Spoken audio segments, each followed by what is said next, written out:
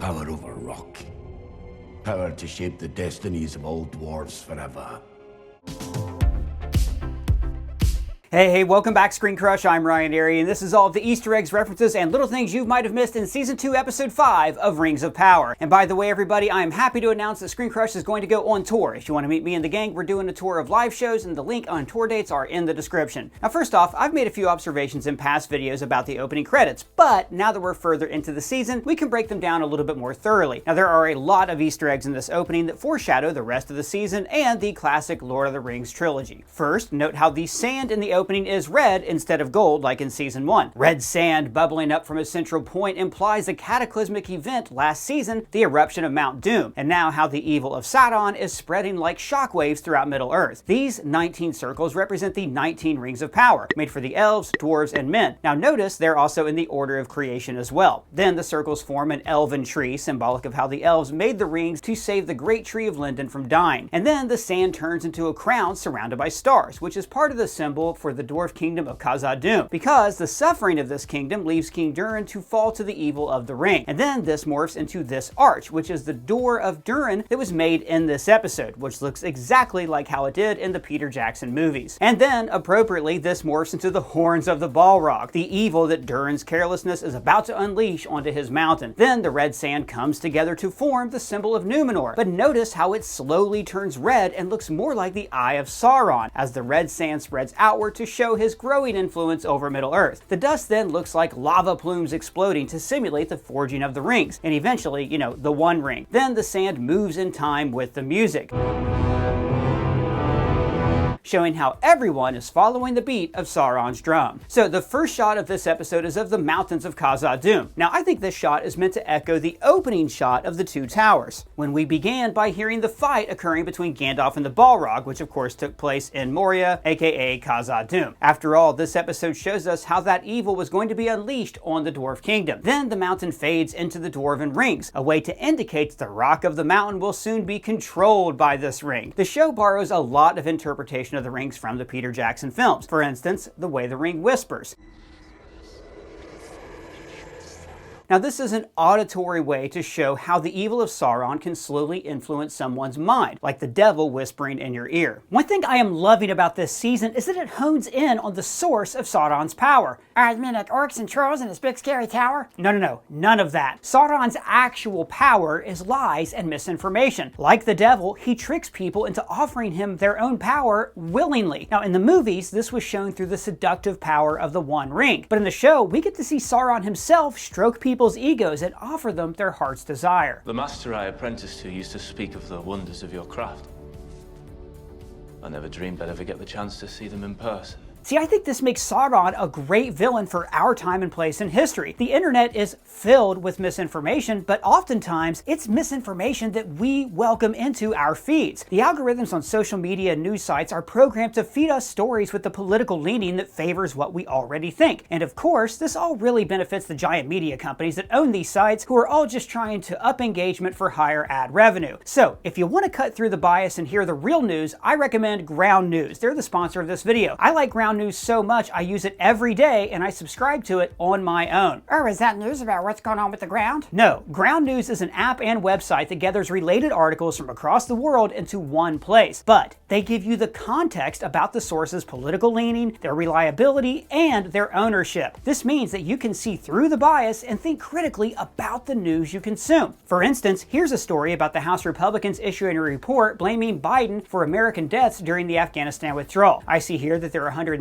sources, 12 left, 14 right, 27 center. Now notice how the right uses language like report blasts Biden over chaotic Afghanistan withdrawal, while left-leaning outlets like NPR mention that the report was likely introduced to coincide with the presidential debate, and center outlets stick to direct quotes from the report, like the withdrawal damaged American credibility. Like, especially with the election coming up, I want to be informed, and I want to know that the news isn't trying to sway my opinion one way or the other. In fact, Ground News even has a blind spot section that shows you news stories that each side is ignoring. For instance, here's a story about Biden taking a lot of vacation days that is being ignored by the left. And here is one about AI firms lobbying Congress that is being ignored by the right. This is an incredible resource, and I've been looking for a service like Ground News for years, so I highly encourage you to check them out. If you go to ground.news/ScreenCrush or click this QR code, you'll get 40% off their Vantage plan, which includes unlimited access to every feature. Or you can try their Pro plan for less than $1 a month. Totally worth it. Your subscription will not only help out our channel, but you'll also be supporting an independent platform working to make the media landscape more transparent. Now, back to Rings of Power. Now, the dwarves are trying to dig new sun shafts after theirs closed up following the earthquakes caused by Mount Doom's eruption. Now, it's important to remember that the eruption of Mount Doom was an unnatural event, and this makes it difficult for the dwarves to find new places to dig sun shafts. You see, stone singers like Dissa are part of the natural order. They sing to the rock and they feel the vibrations against the stone. But the evil of Sauron is unnatural. Instead of existing in harmony with nature, he seeks to exert control over nature. Just like how Durin's new ring influences him to exert control over the mountain. He orders digging into the foundation rock of his kingdom, which is literally a problem because you're undermining foundation, but it's also symbolic of how the ring is burrowing into the metaphorical foundations of his kingdom. The ring also leads him to become greedy, to dig deeper for more gold, and eventually for mithril, because the ring, once again, is trying to assert control over the mountain and control over the natural order. Durin's speech even says as much when he talks about exerting control over the sun itself. Here, we bring the sun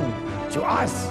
It's a classic devil temptation story. The devil offers you something you need, like a way out of a jam. And at first, everything seems great. It is a monkey's paw, has the power to grant wishes to its owner. But eventually, this unearned power backfires and takes control of you. Come to think of it, the guy that told me this thing did say the wishes would bring grave misfortune. And back at Eregion, we see the construction of Durin's Gate, looking almost exactly like it did in the Fellowship of the Ring film. Now, last episode, we saw Celebrimbor create the moon letters from mithril that adorn the gate in the film. And here, we see the origin for why a dwarvish door asked passersby to speak an elvish word for entry. What's the elvish word for friend?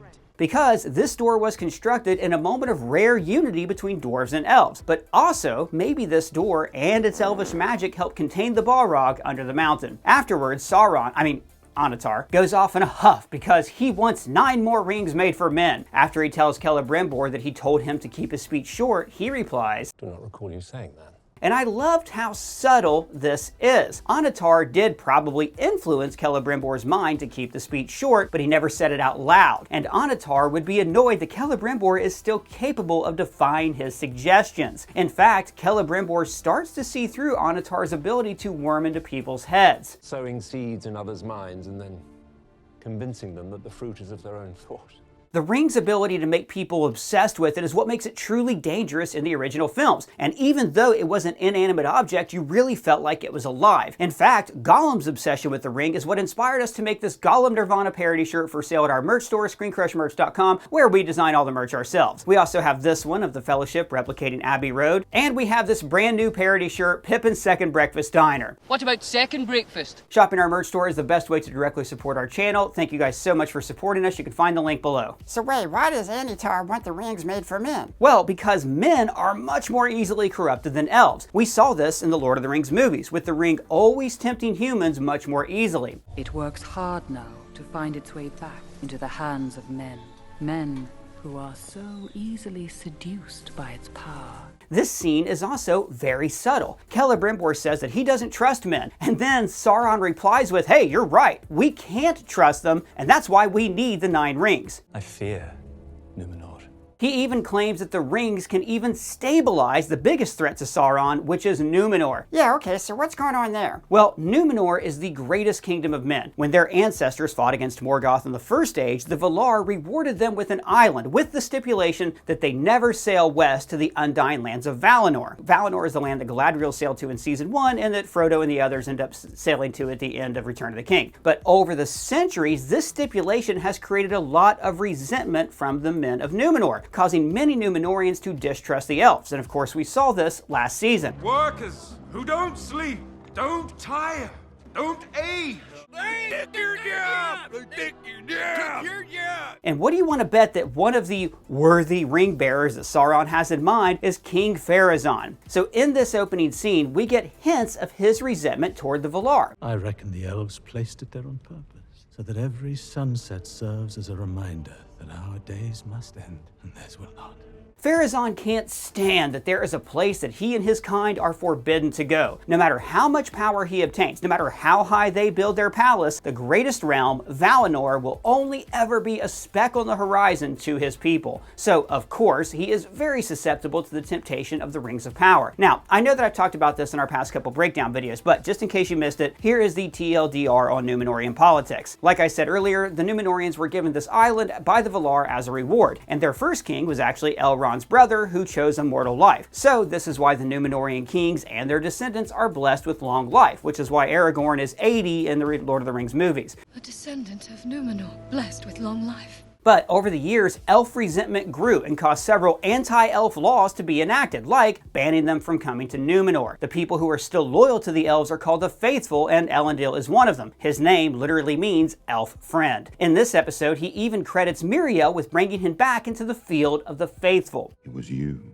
who opened my heart again to the way of the Faithful. Miriel and her late father were also members of the Faithful. In fact, they were the first royalty who were loyal to the elves after generations of anti-elf rulers. Now, Miriel was guided by the vision she saw in the Palantir, a jewel that allows communication across great distances and also glimpses of the future. Sauron possessed one in Lord of the Rings, which he used to communicate with and later influenced Saruman to joining his side. This episode also implies that Pharazôn might start using the stone, which could make him susceptible to falling under Sauron's influence if he also acquired a Palantir. Although in the Silmarillion, Sauron manipulates men in a whole other way that I'm not going to get into because it's spoilers for the show. The encroaching influence of Sauron is also implied by this shot of the tower on Numenor, which just for a moment looks like the Tower of Barad-dûr as it was depicted in the Peter Jackson films. So Miriel saw visions of Numenor's destruction, and last episode, when Elendil touched it, he saw a different vision, himself lost and riding away from the city. Now Miriel misinterprets this to mean that maybe Numenor is better off if she's not queen. Hadason's kingship is a part of that path. Miriel makes the classic blunder regarding prophecy, going all the way back to Greek tragedy. When characters get a glimpse of the future, they try to control and prevent that future, but then they always end up causing that future to happen. Yeah, like Oedipus Rex. Actually, the O is silent. So even though Miriel thinks this means she should step away from the throne, I think what we might be seeing here is Elendil riding away from Numenor symbolically after its destruction. Now, Elendil and other members of the Faithful escape the destruction of Numenor and they go to the shores of Middle-earth. And eventually, he becomes the king of men and his line rules Gondor for centuries. So this could be what the vision was actually showing him, that his future didn't lie in Numenor, but it lied far away in Middle-earth. We even get a glimpse of the kind of loyalty he would inspire as a king when his sea guard refuses to stop calling him captain after Pharazôn's son Kemen flexes and gets him out of power. Thank you, Captain. The Valar protects you. That's enough. Thank you, Captain. Thank you, Captain. Valar bless you, Captain. Captain, my captain. Now, I will say that his daughter Earion's betrayal of her father seemed just a little bit abrupt this season. She's apparently resentful that her brother, died in an Elvish war, like at least as far as she knows. But this is a pretty hard heel turn for her to take. Now, later on, we see the Faithful conducting a ceremony, and this line, "Until we meet again in the far green country under a swift sunrise." Now, a lot of you know that line from Gandalf's monologue in Return of the King. The far green country under a swift sunrise. But that is also the final line from the book Return of the King. And then Pharazôn's kid Kemen, who is, frankly so cartoonishly evil, he's like this show's Joffrey Baratheon, chooses to close off the shrine to build an aqueduct. Now, he could have done this during the day, but he chose the ceremony for a specific reason. He is trying to goad Elendil into attacking him so he can be arrested and, removed from the board of politics. They haven't talked about it much in the show, but Elendil actually does have royal blood, and he could make a claim to the Numenorean throne. Yeah, but he sure took that bait like a big old fat trout. Yes, and in the ensuing fight, Isildur's best friend is killed. So, two important things to note here. Earlier, Elendil made a point to call this guy son. Put it down, son. Showing us that with Isildur gone, he saw Valinor as his surrogate child. So now, he's lost both his boys. Look how they mess with my boy. Second, Valinor is the name of Isildur's first son and heir, so he named his son after his best friend who died defending an elvish shrine from a spoiled brat. Now note that afterwards, Kemen washes his bloody sword in the water, sullying the sacred waters of the Faithful ceremony. The blood spreads outward just like the red dust of Sauron's evil influence in the opening credits. And then we go to Lindon, where King Gil-galad has just read Celebrimbor's letter telling him everything is fine at the Elf Forge. Everything's perfectly all right now. We're fine. We're all fine here now. Thank you. How are you? And speaking of misinterpreting visions, His ring shows him explosions, followed by dead fish. And notice how the dead fish seem to take the form of a starship, like the starship-shaped island of Numenor. This could symbolize the flooding of Numenor, except instead of the humans being trapped underwater, we see fish trapped on land. This is an inverse of the natural order, just as Sauron's actions continue to defy the natural order of Middle-earth. And then he sees glimpses of Sauron and orcs drinking blood, and this leads him to believe that Sauron is in Mordor gathering strength. And again, we're seeing Sauron's master plan play out here. In the first episode this season, he deceived Adar into thinking that he had to attack Sauron in Eregion, just so Adar would then march north and distract the elves from his true master plan. Back in Khazad-dûm, we're seeing that all may not be right with Durin's magic ring. This had caused the mountain a gift from Aule, who was the Valar who created the dwarves. And now she feels that Durin the king is abusing this gift by digging into the kingdom's foundations. After chasing the crystal down to a hidden cavern, she sings to find it.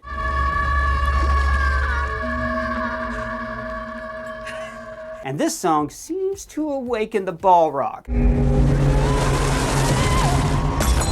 Now, this looks an awful lot like the pool under the mountain where Gandalf and the Balrog ended up in the Two Towers. So it would make sense that this has been its dwelling place for centuries. But so far, Durin seems to only be digging deeper for gold. And like Gandalf said, "The wealth of Moria is not in gold or jewels, but mithril." Last season, King Durin didn't want to delve deep for mithril because it was unsafe for his kingdom's stability. But with the ring whispering for him to get more riches and more power, I'm pretty sure he's going to crack open that sweet, sweet mithril and free that Balrog before the end of this season. And I, for one, welcome our new Lesser Maiar overlord. So there's another scene here that is influenced by the Peter Jackson movies. When Durin loses his ring, he reacts much like Bilbo. What I'll think. What is it?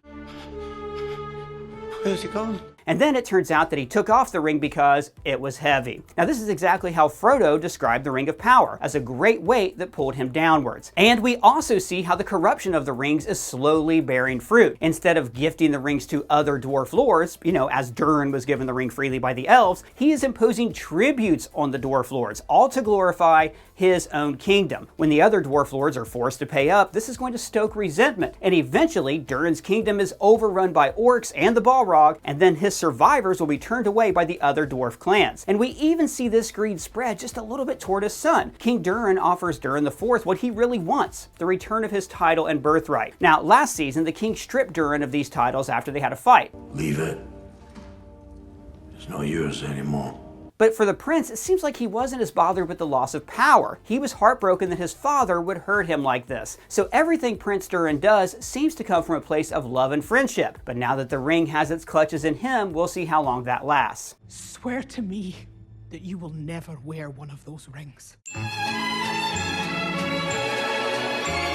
I also want to flag that Dissa says, don't trust the rings, but she's also very susceptible to greed. We've heard her tell her husband that her ambitions to rule don't just deal with Khazad-dûm, she wants to rule all dwarf kingdoms. And together we will rule this mountain and all others before our time is done. Back at Eregion, we get to really see Anatar's manipulations. One of the apprentice smiths, Mirdania, tried on a ring, and just like with the One Ring, it turns her invisible. But then she describes the Shadow World in a way that sounds exactly like it was depicted in Peter Jackson's films. I was in a place like this, but shrouded in mist and darkness. Now notice she says that when she first saw the flaming figure, she thought it was the Forge. At first I thought it was the Forge, burning. Now obviously the figure she saw was Sauron, bathed in flames just like in Gil-galad's vision. But it's fitting that she's confusing Sauron with the Forge, because the Forge is his instrument. It is creating the rings that will help him rise to power. Now, this should be like red alert for Sauron. I think it's been here. I think it's been here among us all along. And I love how he is just unfazed. Instead of running away, he uses his weakness to his advantage. He tells Mirdania that the shadow she saw was actually Celebrimbor. Things appear as they truly are.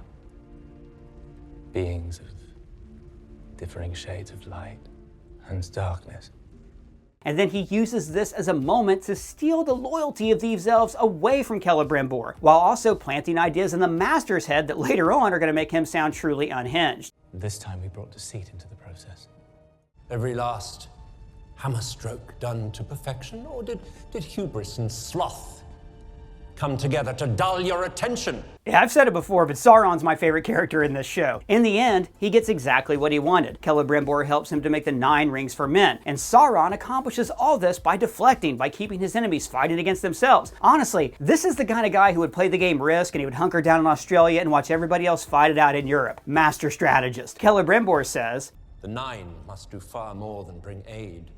To men, they must bring balance to the entire project.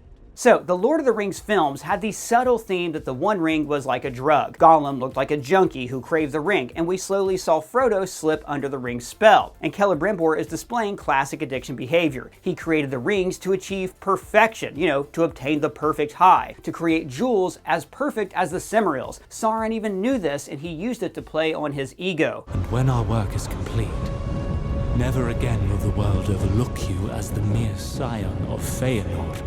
And now, Celebrimbor believes that to make everything right, he just needs a few more rings, just one more fix, one more rush of creation, and then everything is going to be alright. Meanwhile, Gil-galad misinterprets the vision the ring gives him, and he thinks that Sauron has gathered power in Mordor. So, when Elrond arrives with word that Adar is about to attack Ereagon, Gil-galad believes that he would have to split his forces. And the episode ends with Galadriel being brought before Adar, who speaks to her in Elvish.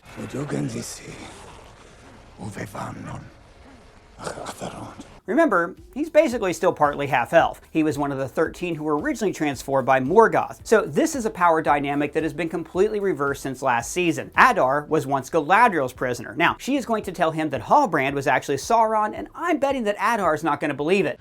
I don't believe this. I don't believe you. But this meeting is, at this point, the one thing that can save Middle-earth. If only the orcs and elves would learn to put aside their differences and work out some sort of dual governing power. But, to imply how impossible that'll be, the episode ends with the fires of the Forge spinning around, looking very much like the fires of Mount Doom or the Eye of Sauron, who is manipulating all these events. Like that vibrating sand in the opening, all of these people are dancing to the music that Sauron is playing. So that's all the Easter eggs that we found. Just a reminder, you can find links below to our merch store and to our upcoming tour dates. I really hope I get to see you in person. But let me know what you thought of the episode down in the comments or at me on Twitter. And if it's your first time here, please subscribe and smash that bell for alerts. For ScreenCrush, I'm Ryan Airy.